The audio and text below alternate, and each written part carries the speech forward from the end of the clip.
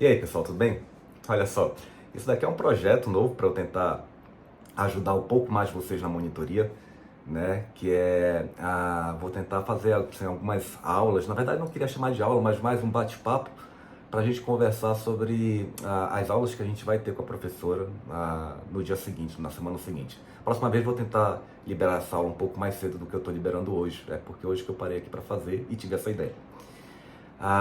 Amanhã eu vi no cronograma de vocês que vai ter aula sobre hemorragia digestiva alta não varicosa, né? E a professora vai fazer uma simulação com atores, ela pediu para eu ser ator. Então, estou liberando aqui essa conversa, como eu disse para vocês, né? Esse bate-papo, para a gente chegar com uma base, quem não leu, né? Para ter uma base antes de ir para a aula. Olha só, a hemorragia digestiva alta, o que é hemorragia digestiva alta? É aquela hemorragia que ocorre dentro da luz do digestivo, né? Dentro da luz do intestino ou do estômago ou do esôfago, né? E quando a gente fala alta, a gente está falando a partir do ângulo de Trips, então do ângulo de Trips para cima, né? Então pega duodeno, estômago e esôfago, e do ângulo de trás para baixo é hemorragia digestiva baixa. A grande maioria das hemorragias são de hemorragia digestiva alta mesmo, tá? E a principal causa dela é então a úlcera péptica, né? É a causa mais comum que a gente vai encontrar aí na clínica. Quando a gente fala dessa hemorragia, a gente tem que relembrar alguns conceitos, que eu acho que a gente talvez tenha visto lá em Habilidades 2, que é sobre a forma como a clínica, como essa hemorragia se apresenta. Então ela pode se apresentar, a forma mais comum, né? A forma de hematêmese, uma vez que é hemorragia digestiva alta, então o paciente vai chegar vomitando ou com a história de que ele vomitou sangue, né? Então essa é a apresentação mais comum, mas ela pode se apresentar também como melena, né? Que geralmente isso daí é mais característico da hemorragia digestiva baixa, mas esse sangue ele pode vazar lá no duodeno, né? Pode ter hemorragia lá no duodeno e descer e ser digerido por todo o trato digestivo e chegar lá embaixo com forma de melena. A melena, lembrando que é aquele sangue preto que vem junto com as fezes, né, com cheiro, com odor muito característico, né? Laboratorialmente o paciente apresenta às vezes com uma uremia, né, devido à digestão do sangue, tá? Uma outra forma que ele se apresenta como enterorragia, né? Há um sangue muito vivo vindo junto com as fezes. A enterorragia, ela é mais característica, por exemplo, de uma diverticulite.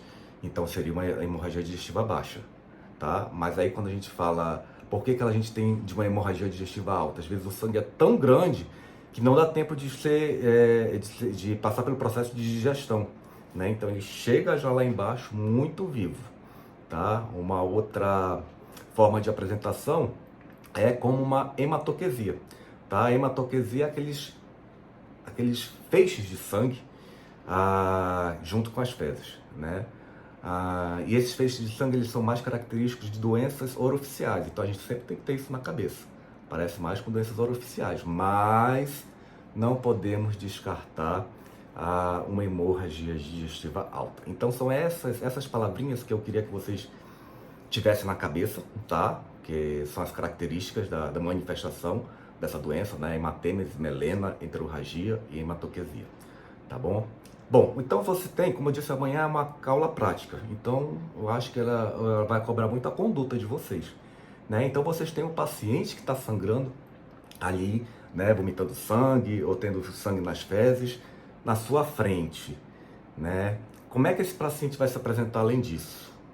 Talvez, se essa hemorragia for muito grande, talvez esse paciente venha chocado de alguma forma, né? Um choque hipovolêmico, né? Tá perdendo sangue esse paciente. E aí quando a gente fala em choque hipovolêmico, a gente tem que saber classificar esse paciente. Mas antes de classificar, o que eu preciso, qual é a minha abordagem? A gente, né, voltando para a conduta. Qual é a abordagem que eu preciso ter nesse paciente? É o ABCDE, que a gente aprendeu lá na urgência e emergência, o que vocês vão aprender ainda, né? Eu tenho que preservar vias aéreas. Provavelmente eu não vou ter tanto problema, a não ser que o paciente tenha broncoaspirado, tá? A não ser que o paciente também tenha uma hemorragia muito grande. Então, né, na questão da hemorragia digestiva, talvez a gente, no A e o B, seja um pouco tranquilo em relação a isso, tá? A não ser que o paciente venha apagado também, né? O paciente venha com perda de consciência, tá? Porque geralmente o paciente nessa, né, hemorragia digestiva alta, não varicosa, que é a aula de amanhã, geralmente o paciente vem de certa forma tranquilo. Quando ela é varicosa, essa manifestação clínica ela é mais aterrorizante, porque o paciente está sangrando de verdade. Enquanto que a não varicosa, geralmente, às vezes até se autocorrige essa doença. Tá, mas voltando para o ABCDE, então eu tenho que levar, a minha conduta é respeitando o ABCDE, né? Vias aéreas, a respiração do paciente, posso ofertar oxigênio, o paciente pode estar dispneico, posso ofertar oxigênio. Mas o que eu vou ter muita atenção dentro da hemorragia digestiva alta é sobre a circulação, o C. Porque esse paciente, como a gente estava falando, o paciente pode vir chocado, tá? E aí ele pode vir chocado de diversas formas e daí eu vou precisar classificar o choque desse paciente, né? Lembra aquela classe 1, 2, 3, 4, que é a classificação do choque, né? O classe 1 é aquele paciente que ele só tem a história que ele tá perdendo sangue. Eu vomitei sangue em casa, né? E aí ele pode estar com alguma manifestação, já uma pequena taquicardia, mas geralmente ainda não. Tá? O que a gente vê é na classe 2. Na classe 2, sim, a gente já consegue ver uma taquicardia, tá? Uma frequência cardíaca geralmente acima de 100. Tá? Na classe 3, o paciente começa a ficar hipotenso, né? Ele começa, a pressão dele começa a diminuir. E na classe 4, a gente tem tudo isso, só que de uma forma mais grave. Então, a frequência cardíaca do meu paciente está 140, a frequência respiratória do meu paciente está taquipneico, está 40, né? Então, está tudo mais grave. E dependendo da classificação que esse paciente se encontra, a gente vai ter uma conduta com ele, tá? A conduta de reposição de volume. Ora, eu estou com um paciente que está perdendo volume, eu vou ter que dar volume, tá? Paciente classe 1, classe 2, eu vou dar cristalóide para esse paciente, tá? Ringer lactato, de preferência, se não tiver soro fisiológico, tá? Classe 3, classe 4, então são pacientes mais graves que já estão ficando hipotenso. O que eu vou dar? Eu vou dar sangue para esse paciente, né? Então vou dar concentrado de hemácia e, se for necessário, até plasma, e provavelmente também eu tenho que dar plaqueta. Talvez esse paciente, se ele tiver perda de plaqueta, nessa hora a gente vai estar fazendo exame de sangue também, né, para ver o que esse paciente está precisando repor também, tá? E a gente começou a falar um pouco de exame, quais os exames que a gente vai pedir nessa hora, tá? Então a gente vai pedir o hemograma, eu vou pedir função renal, eu tô com o paciente hipovolêmico, então eu preciso pedir ureia e creatinina, tá? Lembre sempre disso, né? Isso daí é o assunto do 7º período que vocês vão ver daqui a pouco. Tá? A função renal em paciente hipovolêmico, não posso deixar de pedir. Tá? A função hepática, tempo de coagulação, que a gente já viu, porque talvez ele esteja tendo alguma discrasia sanguínea. E aí vocês podem pensar assim, tá bom, mas como é que eu vou descobrir qual a hemorragia que esse paciente está tendo? Olha só, a hemorragia que o paciente está tendo, de onde está sangrando, né? A gente vai ver por endoscopia digestiva alta, tá? Paciente com hemorragia digestiva alta, eu sempre vou fazer o uso da endoscopia digestiva alta. No contexto da emergência, não, tá? Primeiro eu preciso estabilizar esse meu paciente, tá? Então eu posso até ali na sala de emergência fazer sim o uso da endoscopia, mas esse paciente precisa estar estável hemodinamicamente, esse paciente não pode estar sangrando em grandes volumes, até porque eu não vou conseguir ver nada se estiver apenas sangrando. Eu gosto de falar sobre isso, porque a primeira vez que eu fui dar plantão lá no 28, depois eu ligo aqui a TV. Da primeira vez que eu fui dar plantão lá no 28, eu peguei uma paciente que estava com hemorragia digestiva alta. Era uma paciente jovem, ela tinha 23 anos de idade, estava amanhecendo o dia e ela chegou lá com hematêmese. Quando a gente pega uma paciente assim, a primeira coisa que vem na nossa cabeça é que essa paciente está tendo a síndrome de Mallory-Weiss. Eu vou já falar melhor sobre isso. Mas é uma síndrome em que o paciente vomita muito e termina lacerando o esôfago e vem sangue junto, né? E uma paciente jovem, 23 anos de idade, amanhecendo o dia ali, nossa, foi uma libação alcoólica dessa paciente. 1000 perguntas acerca de drogas, né? Ou de álcool que ela tomou, porque ela não parecia estar alcoolizada. Mas depois que estabilizou ela, quando foi à tarde, foi o endoscopista lá, tá? E a gente viu que era uma hemorragia varicosa, tá? Bom, então a gente já falou agora do laboratório, né, da apresentação do paciente, e agora a gente começa a falar um pouco, né, sobre tratamento. Cada síndrome que a gente falar da hemorragia digestiva alta, ela vai ter um tratamento específico. Mas antes disso, eu quero falar para vocês sobre um tratamento geral que a gente vai dar nesse paciente, tá? O primeiro tratamento, meio que para todo sangramento que a gente vai ter no trato digestivo, tá? No trato digestivo de hemorragia digestiva, tá bom? A gente vai trabalhar com a omeprazol, né? Inibidor da bomba de próton. Esse omeprazol, a aplicação dela é endovenosa, tá? A gente está no contexto da emergência, não está no nível ambulatorial, então a gente vai trabalhar com o uso de omeprazol endovenoso, tá? O segundo passo seria fazer a endoscopia, né? Eu tenho um paciente agora estável, tá? E eu vou fazer uma endoscopia para diagnóstico, tá? Mas também para o tratamento dele. Existem algumas formas de tratamento endoscópico, tá? Eu posso fazer, dentro do tratamento endoscópico, eu posso fazer uma cauterização, e essa cauterização ela pode ser elétrica, e ela pode ser com a aplicação de adrenalina, né? Uma química, uma cauterização química.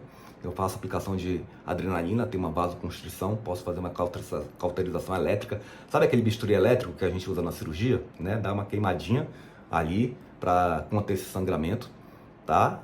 E posso também fazer uso de clips, né? Clipar um vaso, né? E parar aquele sangramento, tá? Esse é o tratamento básico da hemorragia digestiva, tá? Omeprazol, não esquece, tá? Primeiro, estabilizar o paciente, omeprazol. Na endoscopia eu posso fazer essa cauterização dessa forma como eu falei para vocês, tá? Mas uma outra coisa que a gente usa a endoscopia é para fazer a classificação desse paciente, tá? A classificação de gravidade, isso é muito importante para a gente classificar esse paciente de acordo com o problema que a gente está enfrentando ali na frente, tá?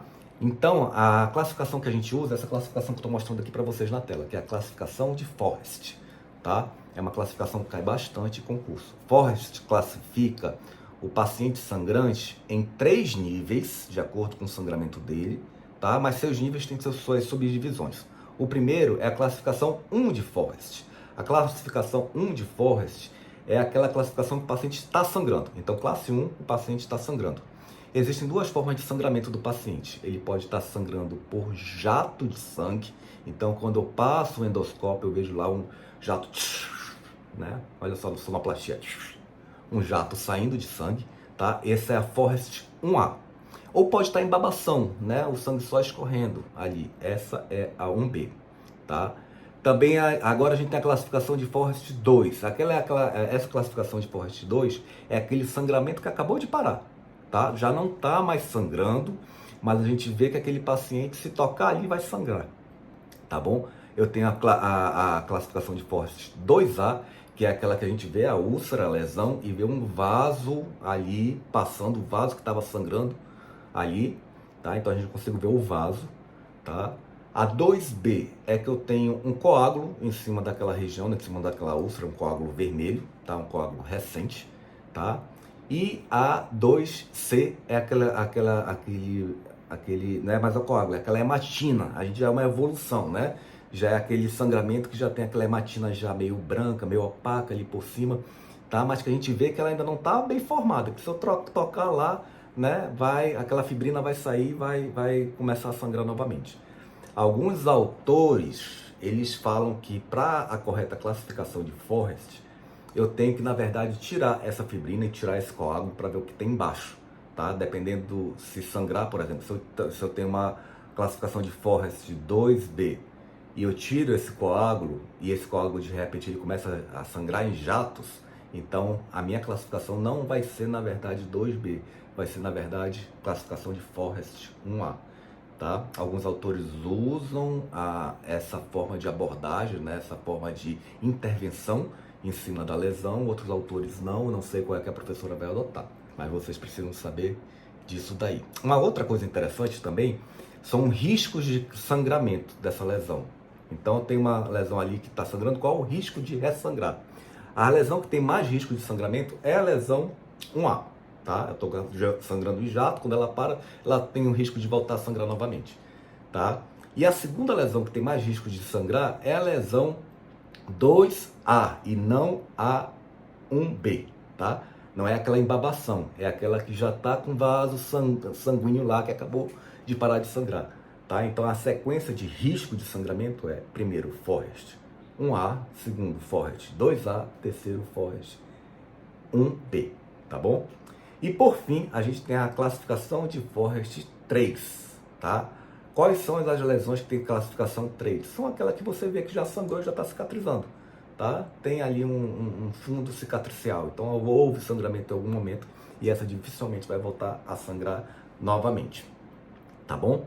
Dado as classificações de Forrest, tá? A gente vai passar então para o tratamento em suas lesões específicas. Eu já falei uma para vocês aqui, a primeira, né, que é a síndrome de Mallory-Weiss, tá? A síndrome de Mallory-Weiss é aquela que o paciente então, ele tem vários vômitos incoercíveis, que pode ser pela libação alcoólica, é a mais comum de vocês encontrarem, é porque o paciente bebeu demais e começou a vomitar, começou a vomitar sangue, tá? Essa é a mais comum, mas não é a única, tá?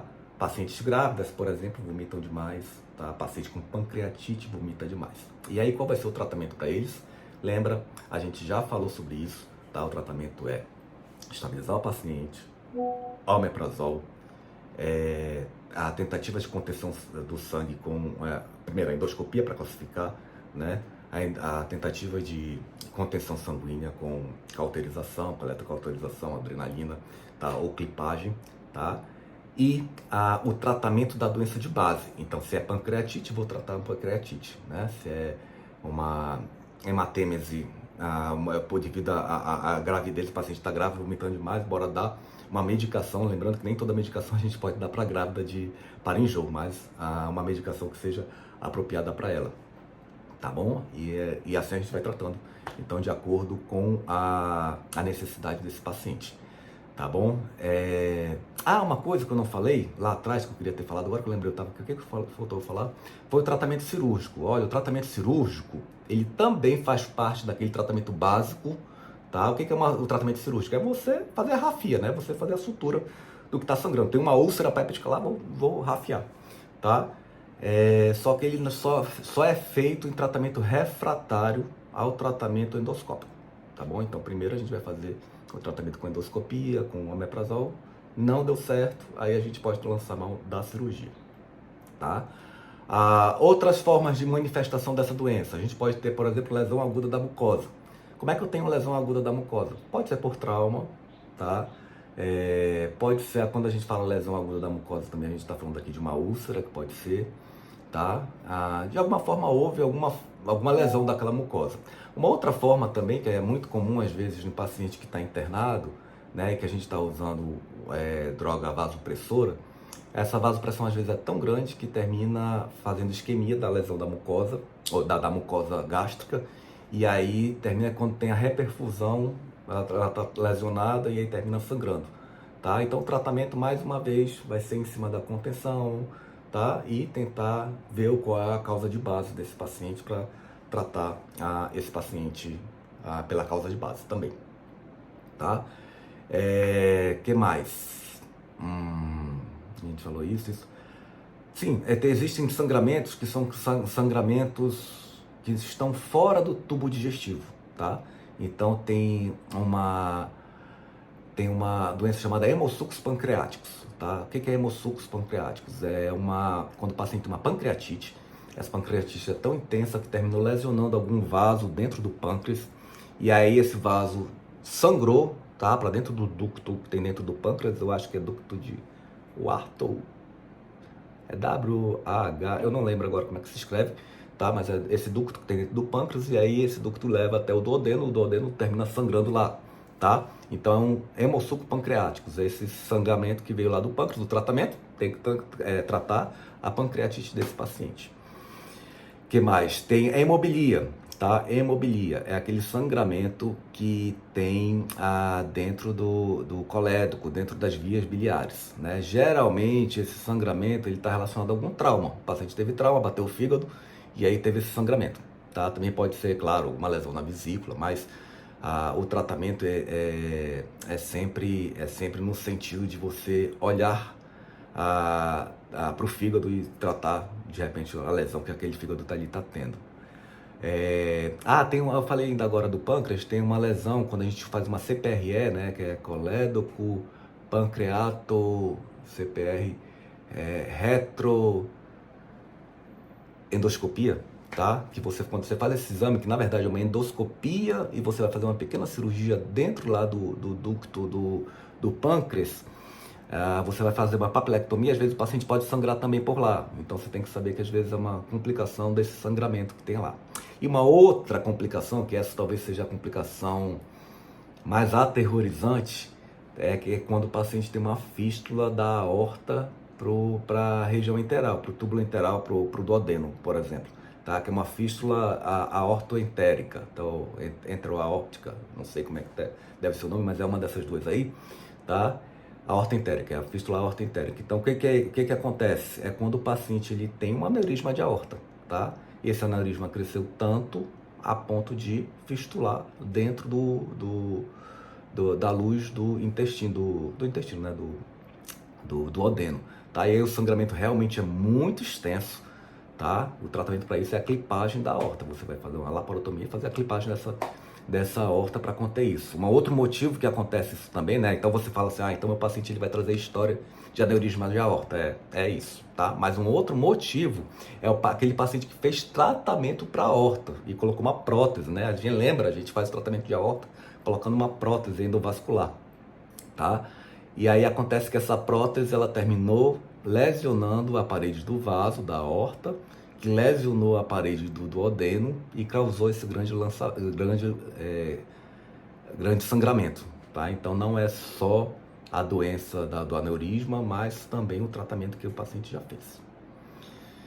Gente, eu acho que era isso. Tô tentando lembrar que eu acho que tinha mais alguma outra doença, mas agora eu não tô lembrando, tá? Mas eu acho que era isso que eu queria falar com vocês.